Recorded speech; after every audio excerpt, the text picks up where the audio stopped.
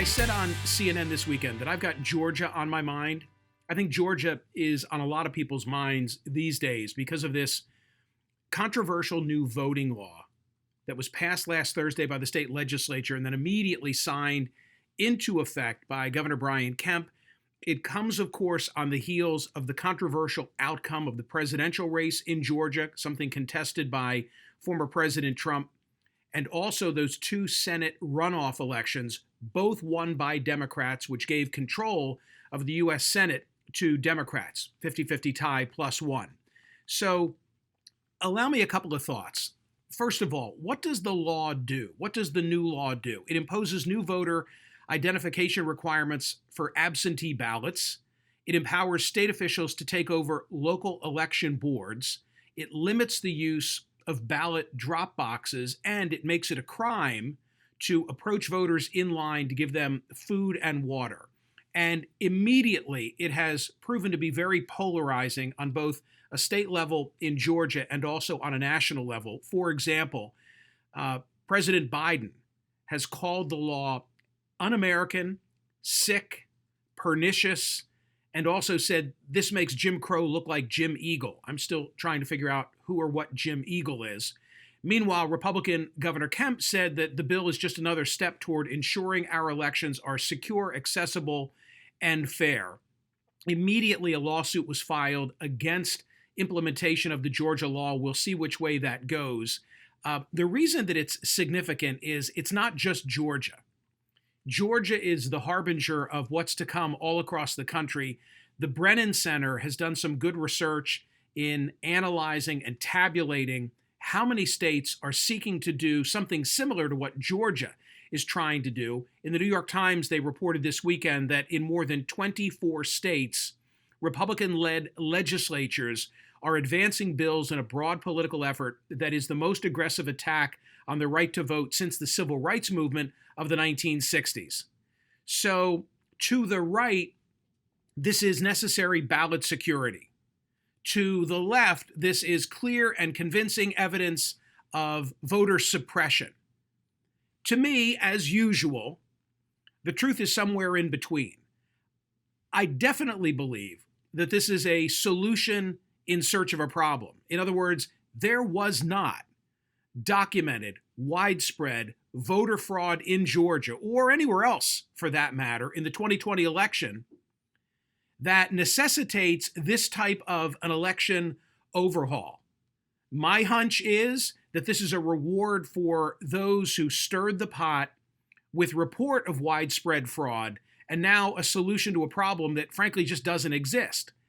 I also believe that its supporters do hope that it holds down Democratic turnout in Georgia or in those other 24 states if they're successful in having those measures passed as well. I think that's the objective. I don't think this was necessary. But I also have to say that as to the controversial measures themselves, they're not as bad as presented. Consider that Sunday voting was left in place, the so-called souls to the polls, that remains in Georgia. Weekend voting was even expanded in Georgia, 2 Saturdays instead of only 1 under the current law. They've got 3 weeks of early voting in Georgia, as the Wall Street Journal pointed out in an editorial this weekend. That's more than New York. And no excuse absentee balloting remains. Do you know where you can't vote unless you have an excuse? That would be the president's home state of Delaware.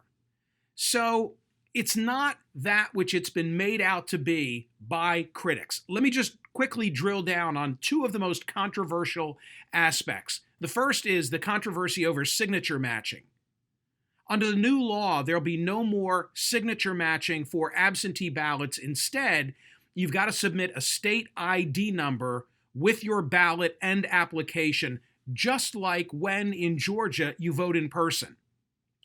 That seems entirely reasonable to me, that you would show an identification when you show up to vote, and that if you're doing it by absentee ballot, that you'd have to have some modicum of proof that you are who you say you are instead of the very subjective signature analysis. I say that with this caveat. you've got to make sure that the type of identification that you request of voters is the sort that a person in every community would have. And if you're asking for the type of identification that people of a particular community don't have, then make it very easy for them and free, of course, to get one. So that's number one.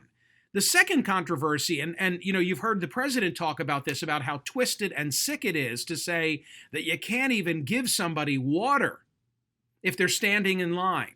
Well, first of all, voters in Georgia and everywhere else in the United States shouldn't be standing in line for hours. I mean, to me, that's the real issue. We are third worldish when we have people in the United States waiting for a period of hours to vote. But as to this particular issue, the so-called line warming aspect of this law, you remember Brad Raffensperger, right? He's the Attorney General of Georgia and no fan of Donald Trump. He's the one that got into a series of throwdowns with Trump. In fact, Raffensperger right now is probably the most vulnerable Republican in the state of Georgia, because he is perceived by many Trump Republicans in Georgia as having been insufficiently supportive. Well, Secretary Raffensperger, did I refer to him as Attorney General? Secretary Raffensperger issued a release that was published in December talking about this issue. So before the current controversy about this bill being passed. And here's what he said. I referred to him as Attorney General. I should have said Secretary of State. Secretary of State Raffensperger has taken action to crack down on political organizations and advocacy groups that use line warming as a loophole to conduct political activity in violation of state law. Secretary Raffensperger sent out an official elections bulletin reminding county election officials to enforce the buffer zone outside of polling locations and near voters in line to cast their ballot in order to ensure voters can cast their ballots without political interference or harassment. Further along, it says OEB, the Office of Election Bulletin, the Official Election Bulletin, reminded election officials that Georgia law establishes a buffer zone around polling locations to create an atmosphere of calm and non-interference for voters who are contemplating exercising one of their most basic constitutional rights. Georgia law prohibits individuals from soliciting votes within 100 feet of a polling location or within 25 feet of a voter standing in line to cast their ballot. Okay, so the point is that Georgia law already has said we don't want electioneering close to a polling place. We don't want give and take with voters who are standing there contemplative, ready to go in and cast their ballot. So if someone shows up with snacks or water and they're from a partisan organization, we think it runs afoul of that law, and we don't want that kind of line warming. Wall Street Journal, in an editorial over the weekend, said much hay is being made about a provision that prevents third parties from giving gifts, including food and drink, to those standing in line at the polls. But the point is to prevent activists from showing up in union shirts or National Rifle Association shirts, for that matter, and passing out drinks and snacks with some subtle electioneering thrown in. So as for the legitimately thirsty, the new law specifically allows poll workers to provide self-service water from an unattended receptacle. Bottom line is this. This is a very nationally significant development, what's going on in Georgia, because other states are watching and may choose to act likewise. I find that both sides are using this for their own partisan purpose. The Georgia law was passed to placate a base that has been whipped into a frenzy over false allegations. That's point number one.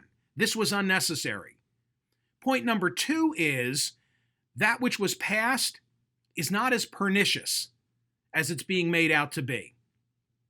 Just an old sweet song keeps Georgia on my mind.